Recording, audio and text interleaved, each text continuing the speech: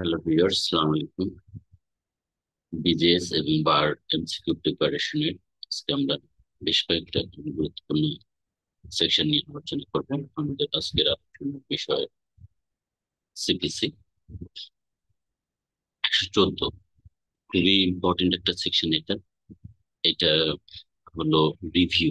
এখানে রিভিউ বলা হচ্ছে, প্রায় আমরা আইনজীবীদের বলতে শুনি স্যার রিভিউ করেন, রিভিউ করেন নানাভাবে।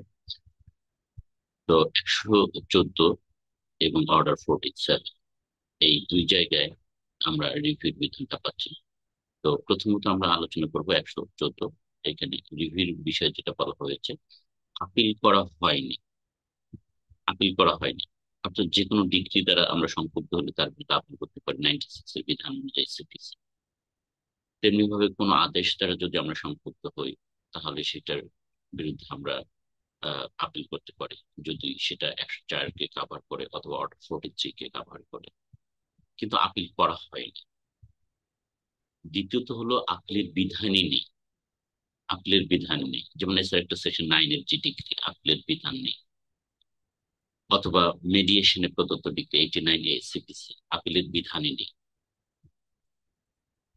অথবা কনসেন্ট ডিগ্রি, যার বিরুদ্ধে আপিলের বিধানই নেই। অথবা স্মল কজেস কোর্টের ডিগ্রি, যার বিরুদ্ধে আপিলের বিধান নেই।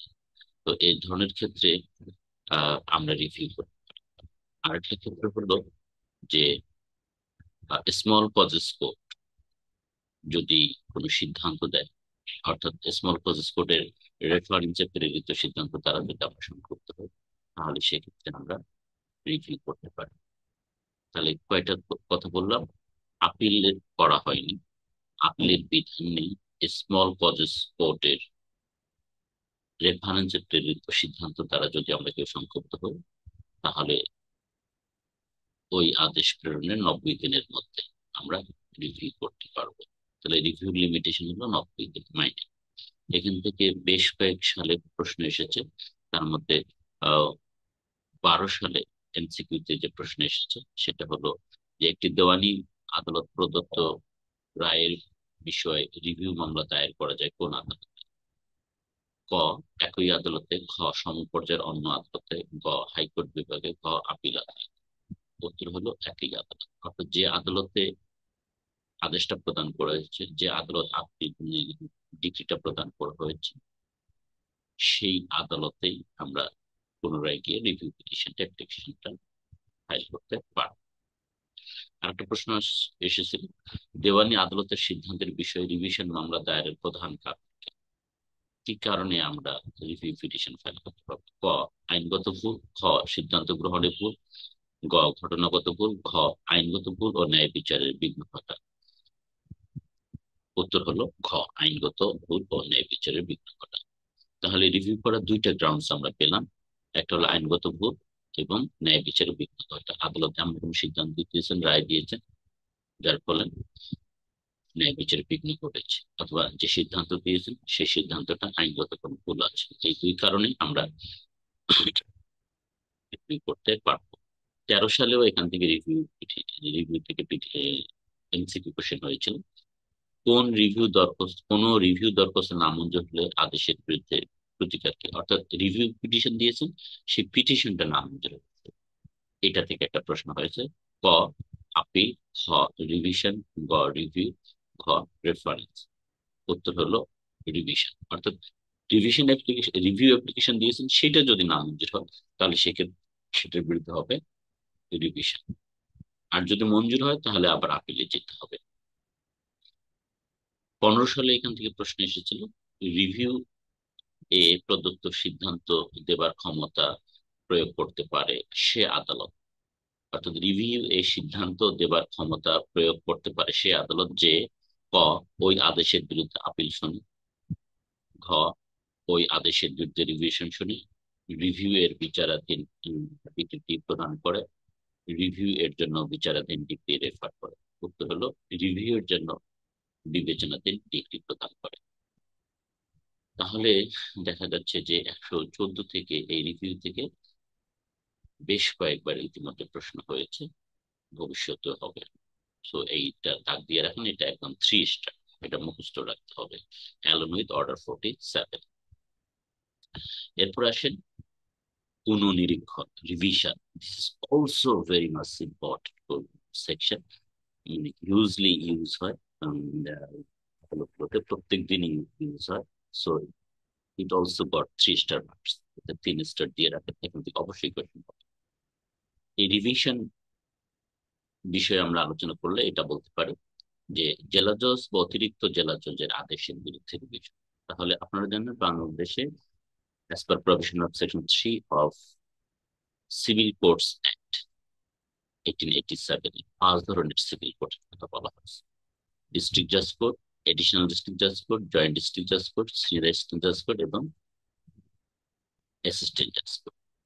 তাহলে প্রথমে আমরা ধরলাম টপ টু বটম। টপের দিক থেকে ডিস্ট্রিক্ট জাজ এবং এডিশনাল ডিস্ট্রিক্ট জাজ যদি কোনো আদেশ দেয়, সেই আদেশের বিরুদ্ধে আমরা যদি সম্পৃক্ত হই, তাহলে এটা যদি রিভিশনেবল হয় তাহলে রিভিশন করতে হবে হাইকোর্টের। তাহলে ছোট্ট করে মনে রাখবেন, জেলা জজ এবং অতিরিক্ত জেলা জজের আদেশের বিরুদ্ধে রিভিশন লাইক করবে হাইকোর্ট রিভিশন। এটা হলো আদেশের বিরুদ্ধে। ডিগ্রির বিরুদ্ধে রিভিশন, যুগ্ম জেলা জজ আদালত অথবা সিনিয়র সহকারী জজ আদালত অথবা সহকারী জেলা সহকারী জজ আদালত। তাহলে 3টা আদালতের নাম বললাম: জয়েন্ট ডিস্ট্রিক্ট জাজ, সিনিয়র অ্যাসিস্ট্যান্ট জাজ এবং অ্যাসিস্ট্যান্ট জাজ। এই 3 আদালতের ডিগ্রি দ্বারা যদি কেউ সম্পৃক্ত হয়, তাহলে এর আপিল লাই করবে হাইকোর্ট ডিভিশন। মনে রাখবেন, এই 3 আদালতের ডিগ্রি এর বিরুদ্ধে সাধারণত 96 সিটিসির বিধান অনুযায়ী আপিল লাই করে।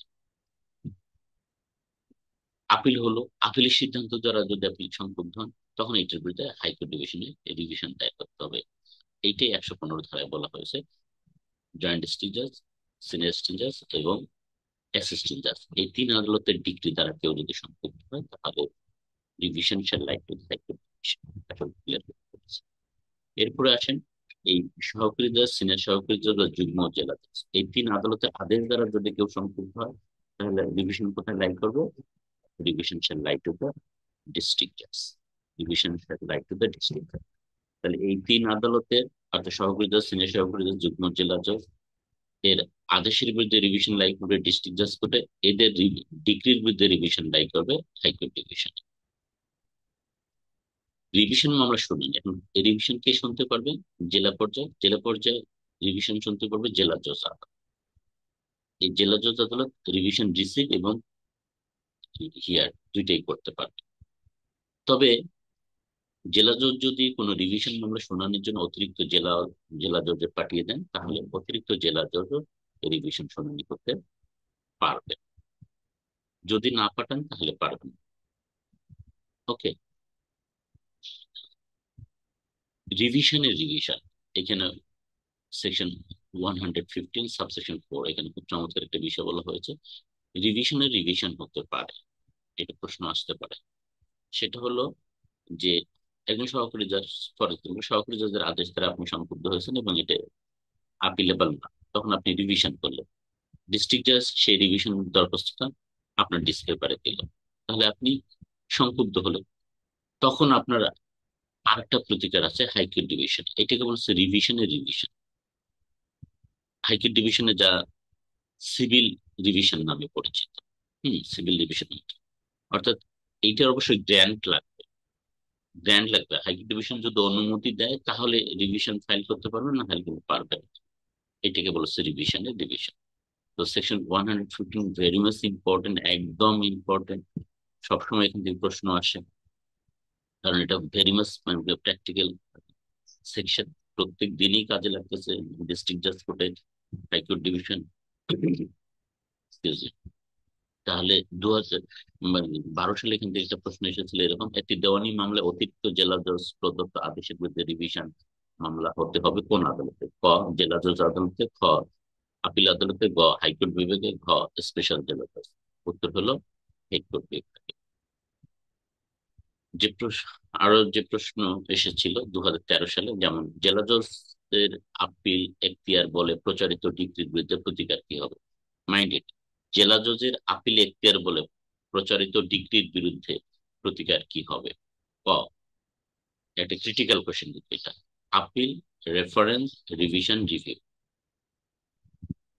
আপনারা কমেন্টসে আমাকে জানাবেন এর উত্তর কি হবে। একজন অতিরিক্ত জেলা জজ কর্তৃক প্রচারিত আদেশের বিরুদ্ধে সাধারণত রিভিশন করা যায় জেলা জজ আদালতে, বিভাগীয় জজ আদালতে, আপিল বিভাগে, হ হাইকোর্ট বিভাগে। উত্তর হলো হাইকোর্ট বিভাগে। এখানে আরেকটা ক্রিটিক্যাল প্রশ্ন আসতে পারে। আহ 7 লক্ষ টাকা মূল্যমানের একটি মামলায় আর্জি খারিজের দরখাস্ত প্রত্যাখ্যানের আদেশের বিরুদ্ধে রিভিউ করা হলো, তাহলে এই রিভিশনটা কোথায় লাই করবে? উত্তর হলো আপিল বিভাগে, খ হাইকোর্ট বিভাগে, গ জেলা জজ আদালতে, ঘ বিভাগীয় জেলা জজ আদালতে। উত্তর হলো ক হাইকোর্ট বিভাগে। অর্থাৎ আহ আমরা তো একটু আগে বললাম যে সহকারী জজ, সিনিয়র সহকারী জজ এবং যুগ্ম জেলা জজ, এই 3 আদালতের আদেশের বিরুদ্ধে জেলা জজে রিভিশন লাই করে, কিন্তু এইটা একটা ব্যতিক্রম। এখানে মামলার মূল্যমানের উপর নির্ভর করে। মামলার মূল্যমান, আহ, এটা অবশ্য আগের 7 লক্ষ টাকা, এখনো চেঞ্জ হয়ে গেছে এটা। যদি মামলার মূল্যমানের উপর হেরফের করে, এটা যুগ্ম জেলা জজের আদেশের বিরুদ্ধে হাইকোর্টও ডিভিশন লাই করবে। যেমন আগে ছিল 7 লক্ষ টাকা পর্যন্ত মামলার মূল্যমান যদি। ওকে, তো এটা একটু দেখে নিন। 2015 সালে একটা কোশ্চেন এসেছিল যে একজন সহকারী জজের ডিগ্রির বিরুদ্ধে রিভিশন দায়ের করা যাবে। সহকারী জজের ডিগ্রির বিরুদ্ধে কোথায় দায়ের করা যাবে? এখানে 4টা আদালতের নাম দেওয়া হয়েছে, জেলা জজ আদালত, আপিল বিভাগ, দায়রা জজ আদালত, হাইকোর্ট বিভাগ। উত্তর হলো হাইকোর্ট বিভাগ। আবার এখান থেকে আরেকটা কোশ্চেন এসেছিল, আপোষ ডিগ্রির বিরুদ্ধে প্রতিকার পাওয়া যায় ক আপিল, খ রিভিউয়ে, গ রিভিশনে, ঘ রেফারেন্সে। উত্তর হলো রিভিশনে। এখান থেকে আরেকটা কোশ্চেন হয়েছিল, আদি আদালত কর্তৃক প্রদত্ত যে কোনো আদেশকে সাধারণত প্রশ্নে আইনের প্রশ্নে চ্যালেঞ্জ করা যায়। ক রিভিশনে, খ আপিলে, গ রিভিউয়ে, ঘ রেফারেন্সে। উত্তর হলো ক রিভিশন, অর্থাৎ আইনের প্রশ্নে। রিভিশন মেইনলি হয় occasioning failure of justice and on the grounds of law। এই এই জিনিসটা মনে রাখতে হবে। রিভিশন হলো error of law which makes failure of the justice.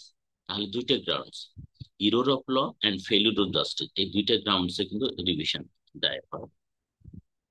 এই জিনিসটা ভালো করে মনে রাখবেন। তো এখান থেকে দেখলাম যে অনেকগুলো কোশ্চেন আসছে বিভিন্ন সালে। সো এটাতে 3 স্টার মার্ক দিয়ে রাখেন, এটা অবশ্যই মুখস্থ রাখতে হবে এবং খুব ভালো করে মুখস্থ রাখতে হবে, নানাভাবে এখানে প্র্যাকটিক্যালি কোশ্চেন হতে পারে।